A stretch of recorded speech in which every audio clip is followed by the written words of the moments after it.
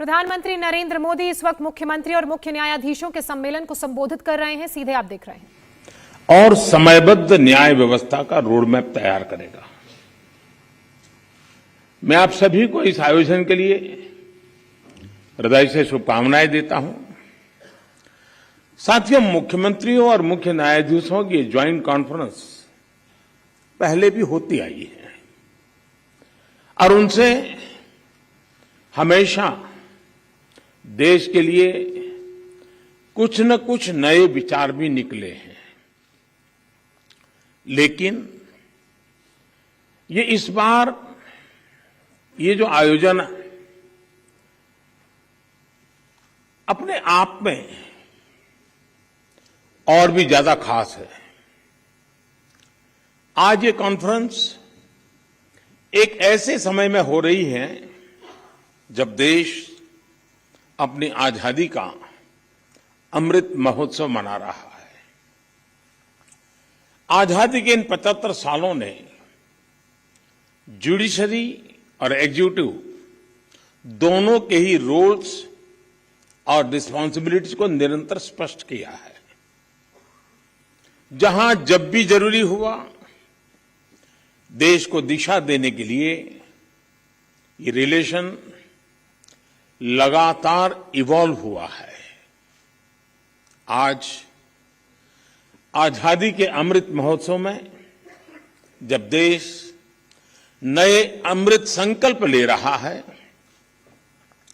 नए सपने देख रहा है, तो हमें भी भविष्य की तरफ देखना होगा।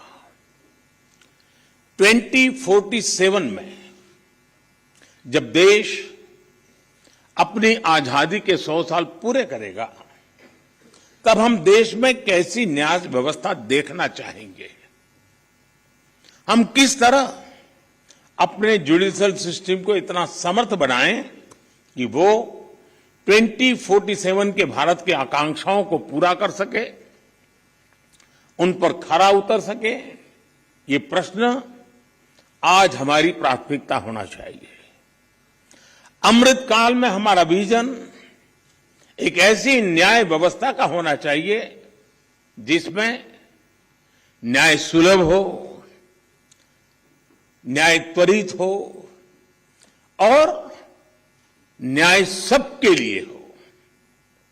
साथियों, देश में न्याय की देरी को कम करने के लिए सरकार अपने स्तर से हर संभव प्रयास कर रही है।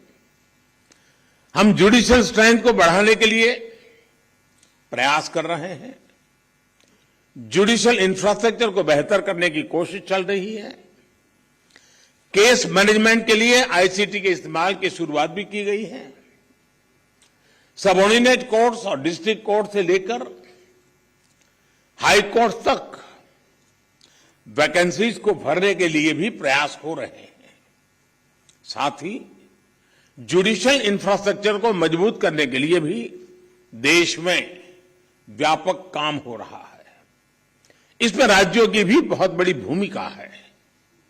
साथियों, आज पूरी दुनिया में नागरिकों के अधिकार के लिए, उनके सशक्तिकरण के लिए टेक्नोलॉजी एक इंपॉर्टेंट टूल बन चुकी है। हमारे जुडिशियल सिस्टम में भी टेक्नोलॉजी की संभावनाओं से आप सब परिचित हैं। हमारे ऑनरेबल जजेस समय समय पर इस विषय विमर्श को आगे भी बढ़ाते रहे हैं। भारत सरकार भी जुडिशियल सिस्टम में टेक्नोलॉजी की संभावनाओं को डिजिटल इंडिया मिशन का एक जरूरी हिस्सा मानती है। उदाहरण के तौर पर ई कोर्ट्स प्रोजेक्ट को आज मिशन मोड में इंप्लीमेंट किया जा रहा है। सुप्रीम कोर्ट ई कमेटी के मार्गदर्शन में जुडिशियल सिस्टम में टेक्नोलॉजी इंटीग्रेशन और डिजिटाइजेशन का काम तेजी से आगे बढ़ रहा है। मैं यहां उपस्थित सभी मुख्यमंत्रियों और हाईकोर्ट के सभी चीफ जस्टिस से भी आग्रह करूंगा कि इस अभियान को विशेष महत्व दें, इसे आगे बढ़ाएं।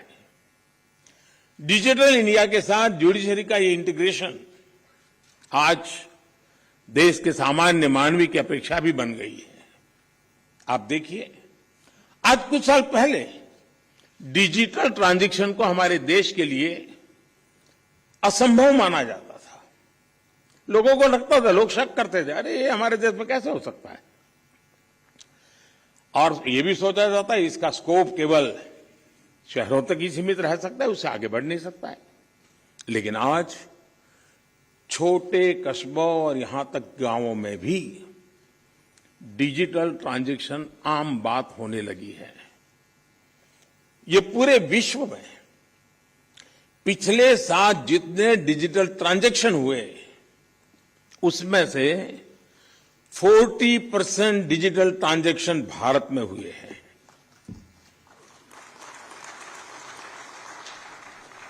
सरकार से जुड़ी वो सेवाएं जिनके लिए पहले नागरिकों को महीनों ऑफिसेज के चक्कर काटने पड़ते थे, वो अब मोबाइल पर अवेलेबल हो रही है। ऐसे में स्वाभाविक है जिस नागरिक को सेवाएं और सुविधाएं ऑनलाइन उपलब्ध हो रही हैं, वो न्याय के अधिकार को लेकर भी वैसे ही अपेक्षाएं करेगा। साथियों, आज जब हम टेक्नोलॉजी और फ्यूचरिस्टिक अप्रोच की बात कर रहे हैं तो इसका एक important aspect tech friendly human resources भी है। टेक्नोलॉजी आज युवाओं के जीवन का स्वाभाविक हिस्सा है। यह हमें सुनिश्चित करना है कि युवाओं की एक्सपर्टाइज, उनकी प्रोफेशनल स्ट्रेंथ कैसे बने।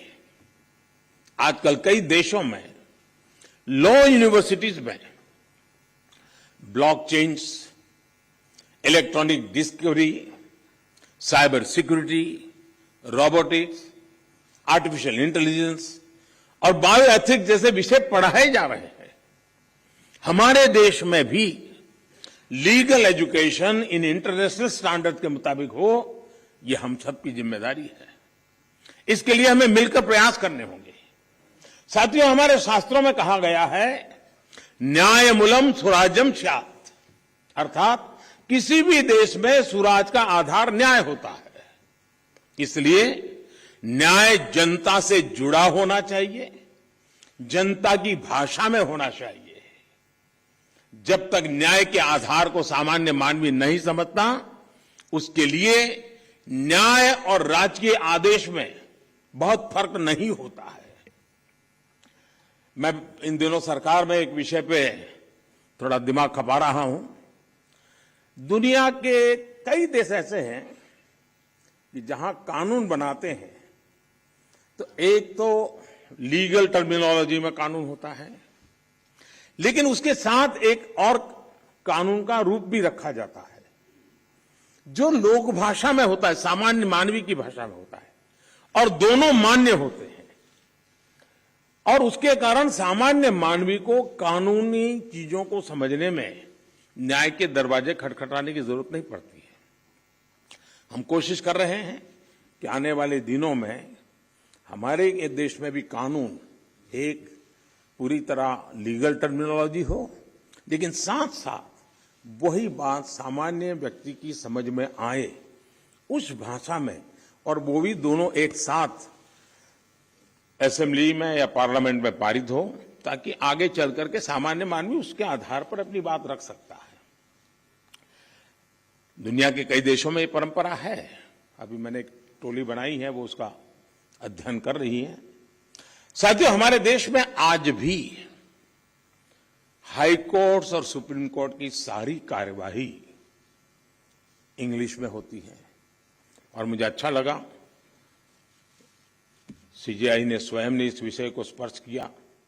इंडिया टीवी हर वक्त हर जगह डाउनलोड करने के लिए सर्च करें India TV news Google play store या ऐप स्टोर पर।